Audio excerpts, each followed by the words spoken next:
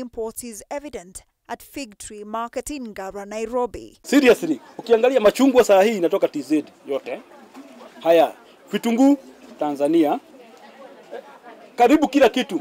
Mpaka avocado saa hii zinatoka Tanzania. Martin Kahio, chairman of the Fig Tree Food Market, expresses his frustration, stating that he cannot afford to buy food products locally because they're significantly more expensive than imported alternatives. Melon tunauza melon ya Uganda.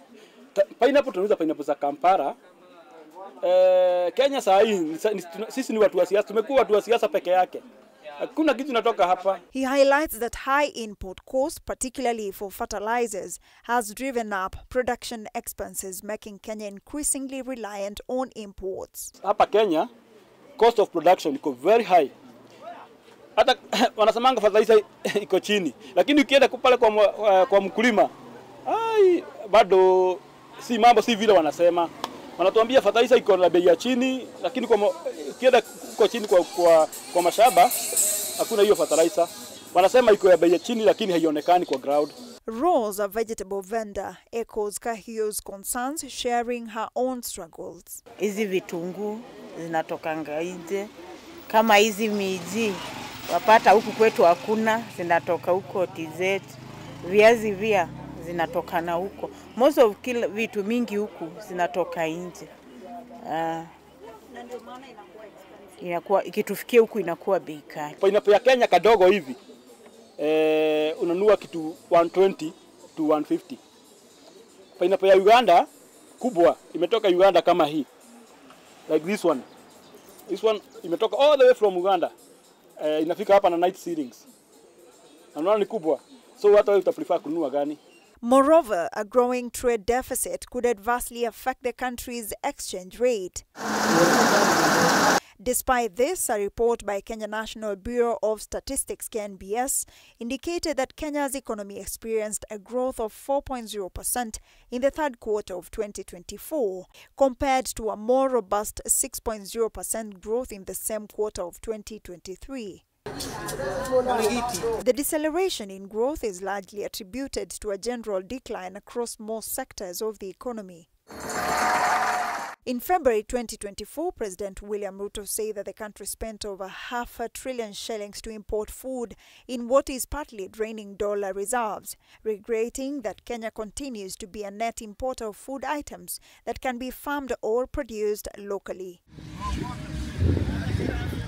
However, the government insists that it has made steps to supply farmers with cheaper fertilizer in efforts to improve yields and enhance food security. Industry players, however, maintain that this is not enough and that the government should give more incentives to local producers. Engeze vitu kama unaona kama mafuta ikikuwa chini hata si vitu tutapata na bei rahisi. Linda Koskei, K24 TV. Now, over 300 companies have closed, with 150 more planning to follow, raising fears of widespread job losses. The Kenya Association of Manufacturers warns that high taxes, costly power and competition from imports are forcing businesses to shut down or relocate. Joel Chasha reports on the tough economic outlook for 2025. A Gazette notice published by the Registrar of Companies, Joyce Koech, over 300 companies have been dissolved, while 150 others have expressed intention to dissolve. These worrying trends have already rendered thousands of Kenyans jobless, with the impact to the economy in 2025 already being felt by families of the said individuals. According to the Kenya Association of Manufacturers, the three major factors further is the closure of more companies. The taxation regime in this country. We need to make the taxation regime in the country predictable. The regulatory space in the country is also not predictable, as I would use that word. There are a lot of changes that happens in terms of regulations that impact business negatively. The third issue is about competitiveness. We are competing with countries out there who are very big in manufacturing, and they're able to export their products into this country at a lower cost. KAM is now terming Kenya's business environment as unfriendly, possibly scaring away potential investors. We closed 2024. We were in a point of unpredictable business environment. And looking at 2025, we are hoping that the issues around unpredictability of the business environment is going to be addressed. So 2025 will remain unpredictable unless and until some of the key measures are taken to spur the growth of the economy. At the same time, the association, through its chief executive Tobias Alando, wants the government to consider its views in the Finance Bill 2025. On the reduction of the IDF import declaration fee and railway development fee, which is currently at 2.5, our prayer is it be reduced to 1.5, so that we have a differentiator between raw material for inputs that are imported and finished products. If you increase the IDF and RDL for finished products, we have no issues. He further states that the slowed GDP growth at 5% is expected to impact the performance of businesses in the country. We are having the slow growth of the economy. The GDP projections have been slightly reduced to about 5% by even the World Bank. And that shows even our contribution to the GDP as the manufacturing sector may be hampered because of the slow growth of the economy. Joel Chacha, K24 TV, Nairobi. To a very sad story now, and a 47-year-old woman from Maragua Ridge in Murang'a County is battling for her life after allegedly being set on fire by her boyfriend. The incident occurred early Wednesday morning following a dispute over food. Joyce Wanja suffered severe burns and was rushed to a healthcare facility before being transferred to Murang'a Level 5 Hospital for further treatment. Martin Opio with the details. Severe burns after she was allegedly doused with kerosene and set on fire by her boyfriend in the early hours of Wednesday morning. According to her sister, Mary Wangare, the incident began when Wanja's boyfriend, Irungu Muturi, demanded food at around 5 a.m.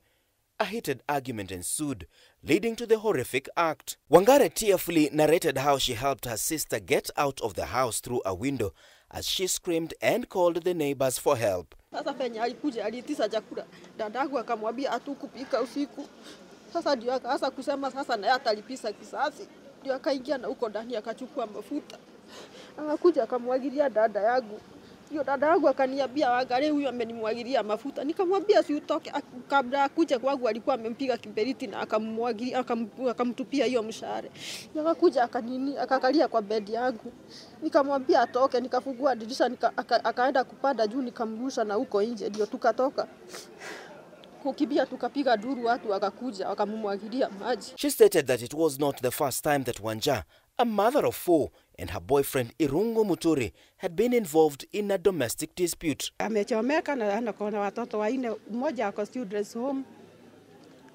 Wengine wanakaa tu hivi hivi. Wanja was first rushed to a healthcare facility at Maragua Ridge, where first aid was administered before she was referred to Murang'a Level 5 Hospital. Her family is calling upon the police to promptly arrest the suspect and ensure he is brought to justice by apprehending the suspect and conducting investigations to ensure justice is served. Lusingahu, their elder sister, called upon the well-wishers to help them seek treatment, saying they do not have the financial ability to pay for Wanja's treatment. Sisi tunaomba usaidizi kwa sababu sisi hatuna uwezo wa kupeleka huyo msichana wetu huko Kenyatta. Sisi hatuna uwezo hata kidogo. The incident has sparked outrage in the community, with social worker Rebecca Kangethe strongly condemning the act. Mambo haya mengi ya nyumba inatokea, mtu anakuambia anakuua, wewe unakaa pale. Anakuambia mara ya kwanza, wewe tena unakaa hapa kama mjinga. Na kuomba tu ukisikia mwanaume amekwambia nitakuua na nijiue, heri utoroke uende ukasolve problem nje kuliko kukaa pale mpaka kitendo itendeke. Joyce Maina was later referred from Murang'a County Referral Hospital to Kenyatta National Hospital for further treatment. Martin Opio, K24 TV. Now, more than 50 mothers are detained at Thika Level 5 Hospital over unpaid maternity bills, totaling 6 million shillings, were allowed to go home after their debts were cleared by Governor Kimani Wamatangi. Many of the mothers cited the collapse of the Linda Mama program and challenges with the SHA scheme as reasons for their inability to pay. The County Health CC Dr. Elias Maina encouraged residents to register for the healthcare schemes to avoid similar situations in the future.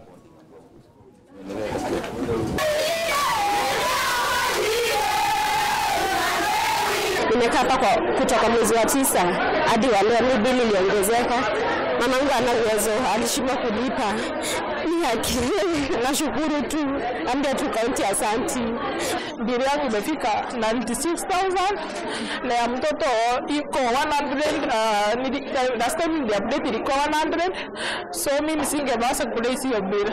So I thank God, at least kaunti ya Kiambu imefanya vizuri, tuondolee hiyo tuweze kuungana na familia zetu nyumbani. Hili ni jambo ambalo tulikuwa tumepanga hata kabla ya Christmas. Tulikuwa tumetengeneza majina yenu, tulikuwa tumeanza hiyo process. Tumeangalia wale ambao hawawezi wakajilipia bill ya hospitali, na tukaanza hiyo process. Wacha kila mtu ambaye ako hapa ahakikishe amejiunga na SHA, na tukitangaza siku ya kusajili watu kwa Wamatangi Care, ujitokeze usajiliwe. Ndio wakati mwingine, sababu hiyo Wamatangi Care inakulipia mwaka mzima, wewe, watoto wako, bwana yako, familia yako yote, mwaka mzima. Wakati wote ukipata ugonjwa unaenda kwa hospitali, au unasema wewe ni wa Matangi. Now, over 2.4 international tourists visited the country last year, a rise from 2 million in 2023, according to the latest data from the Ministry of Tourism and Wildlife. The number is expected to hit 3 million by the end of the year, according to projections from the ministry, as the government embarked on selling the country as a tourist destination. Now, this came as the ministry announced that the electronic travel authorization would now be available to all countries in Africa as part of increasing the number of tourists. Now, according to Tourism PS John Ololtua, the government was keen to develop the Kenya National Tourism Strategy 2025-2030. We really intend to probably reach 3 million by end of this year, and at least 5 million by 2025.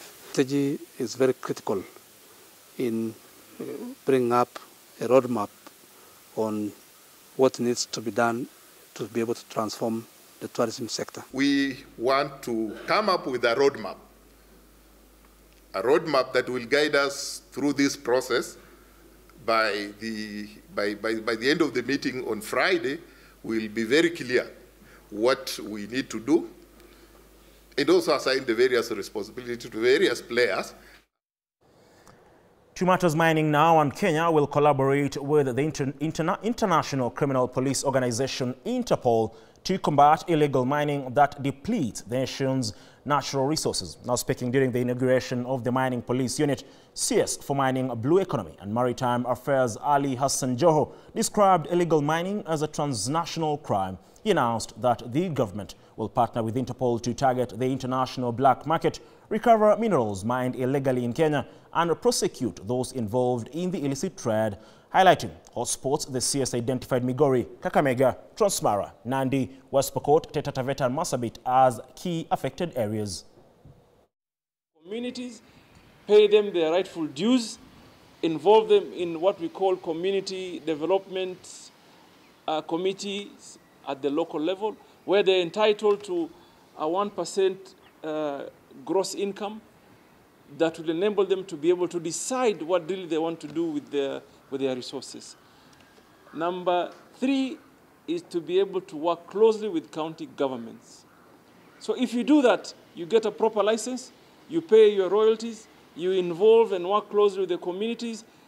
Our responsibility is to support you to thrive. The ones that we are licensing today we ensure that you have a clear rehabilitation plan so that you don't just mine and leave. You must have a plan to rehabilitate the site that mining happens. Now, Kenyan businesses increased their selling prices in December to protect profit margins, driven by rising input and purchase costs. The latest Stanbic Bank Purchasing Managers Index revealed that increased demand for commodities and higher taxes, particularly in the agriculture and manufacturing sectors, contributed to these cost pressures. Despite these challenges, Kenya's private sector remained healthy in December, with the PMI recording a score of 50.6, indicating expansion. However, this figure was slightly lower than the previous month's reading.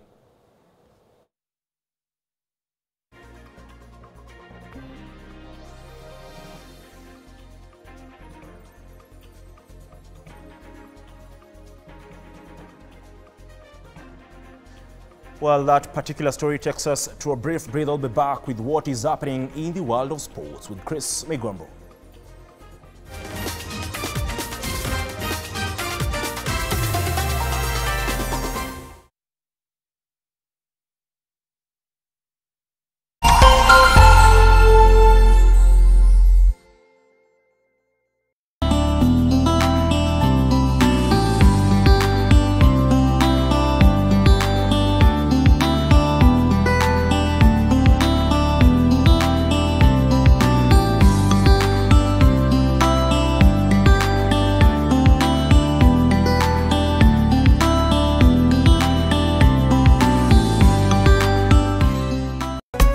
Round hii January tuna survive na maringos, manjoti, mabike, popcorns. All the bets up. Very nice. Very nice.